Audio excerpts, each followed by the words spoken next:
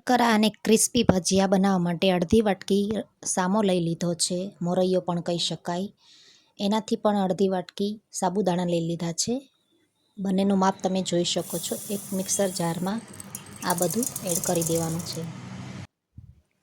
આ રીતે લોટ તમે જોઈ શકો છો તૈયાર કરી લેવાનો છે. એક બાઉલમાં કાઢી લેવાનું છે. એની અંદર 2 નાની સાઈઝના બાફેલા બટેટા આ રીતે છીણીને એડ કરી દેવાના છે. સાબુદાણા મેં 2 કલાક માટે પલાળી રાખ્યા હતા. તમે જોઈ શકો છો આ રીતે મેશ કરી તો થઈ જાય છે. એ એડ કરી દેવાના છે. આદુ મરચાંની પેસ્ટ એડ કરી દેવાની, થોડી ધાણાભાજી એડ કરી દેવાની છે. સિંધવ નમક એડ કરી દેવાનું છે. મારી પાસે અત્યારે સિંગદાણા નથી તો તલ નાખું છું. એનાથી પણ સરસ એવું ક્રન્ચી બનીને તૈયાર થશે. આને સારી રીતે મિક્સ કરી લઈએ.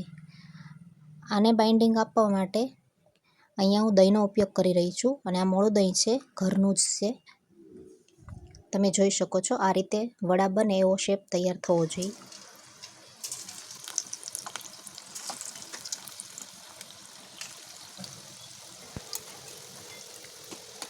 તરત આપણે ચલાવવાનું નથી, એકદમ તમે જોઈ શકો છો વડાનું તેલ એકદમ નીચે બેસી જાય પછી આ રીતે ચલાવવાનું છે. તો આ રીતે ક્રિસ્પી અને કરારા વડા તૈયાર કરી લેવાના છે. તમે અવાજ સાંભળી શકો છો. એક પ્લેટમાં કાઢી લઈએ.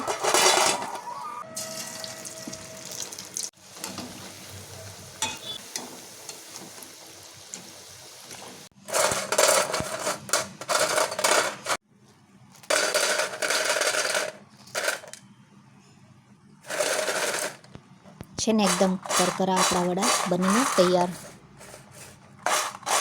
વ્રત ઉપવાસમાં ખાઈ શકો તેવા એક તોડીને બતાવો.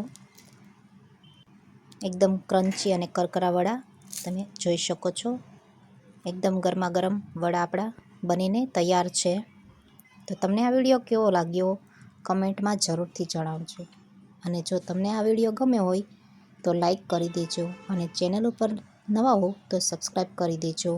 તો આપણા આ ફરાળી ક્રિસ્પી અને કરકરા વડા બનીને તૈયાર છે.